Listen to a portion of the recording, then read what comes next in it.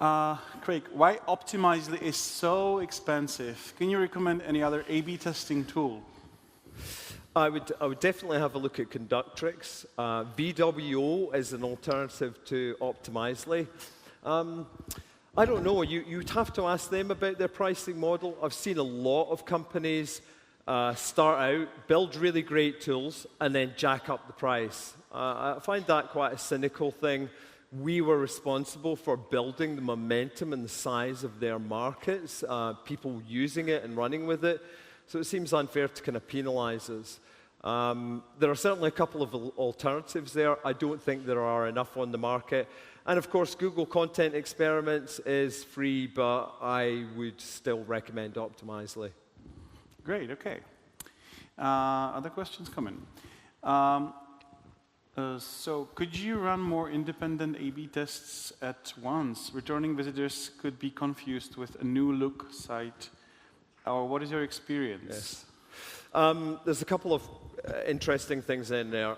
The first is that when you start an A/B test, everybody who came and saw your old shitty site last week, half of them are going to see a new site. It's called the novelty effect. This is why you have to test for a long period, because you have that at the start.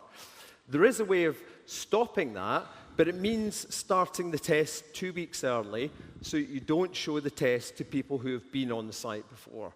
Also, when you finish your test, you can leave it running for people who are in the test but haven't converted yet. So you don't show the test to any new visitors after you end it, but existing visitors who came in and were part of the A/B test can still come back the next week and finish their conversion cycle.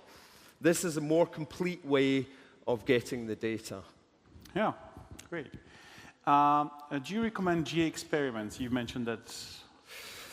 No, although I like the fact that they've started using machine learning algorithms. I just think we're very early in this game. Optimizely, for me, have actually been listening to the practitioner community about some of this statistics stuff. It's probably because I've been moaning at them about it for about 2 years. And yeah, I think they're just getting fed up with me now. So they are changing some of these things in the product. Optimizely are definitely doing some great things, and they are listening to the community, and I think that's only going to improve it further. Yeah, great. On the revenue, yeah. How do you evaluate significance of revenue? These A/B tests can cost $1 billion. That's an interesting one. The great thing here is that what happens is you run the test and say, oh, we got a 50% lift. So everybody's waiting for this 50% of money to come. And what happens if you only get 5%? This is why you have to educate people about the range of this stuff. It could be this high, but it may not be. What I do look for in tests is a high degree of separation, as I showed earlier on. If these tests are separate, then I can actually be more confident that the money that I'm going to get in the bank is going to be fairly much in line with what I've seen in the test. It doesn't always happen like that. One thing that can happen is, let's say you run your A/B test, and then somebody changes your marketing campaigns and the conversion rate drops. They will blame you and say, your A/B test shafted our site's conversion rate. What I do is I leave 5 or 10% running on the old version of the site. So I'm running an A/B test with 90% on the new one and 10% on the old shitty one. So if 2 weeks after the end of the test they say to me, your test has broken our conversion rate, I could say to them, actually, if you want to go back to the old one, it would be even fucking worse. So that's an ass-saving tool that I firmly recommend that you put in place. Yeah, now to landing page tests. Do you have any preference when it comes to number of tested landing page versions, such as 2, 3, or more? No, a lot of it depends on traffic. I think people sometimes design tests and then look at the traffic. You need to look at the traffic and cut the test to the cloth of the traffic that's going into the page first. So if you don't have much traffic in that page, you might have to test over multiple landing page templates to bring the traffic up numbers up. If you have a lot of traffic, then you might be able to run ABCD tests on your landing pages, or even multivariate tests. Certainly, some companies I know with lots of traffic are running really large-scale tests on their pages. But if you don't have enough traffic, you can design nice things, but it means that when you execute them, it will take years. You will be dead before the test comes in. So work out those numbers first. It's kind of important to do it that way. And what traffic is sufficient? That depends, he said. God, what a terrible answer. Traffic is sufficient to get you 500 conversions in a reasonable space of time. So if that's checkouts, then it's going to be 250 checkouts for the A and the B version.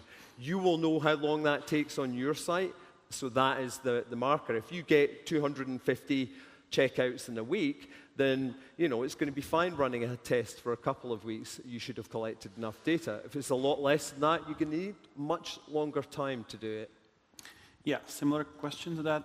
Can Facebook ads, with only thousands of users reached, be A/B tested?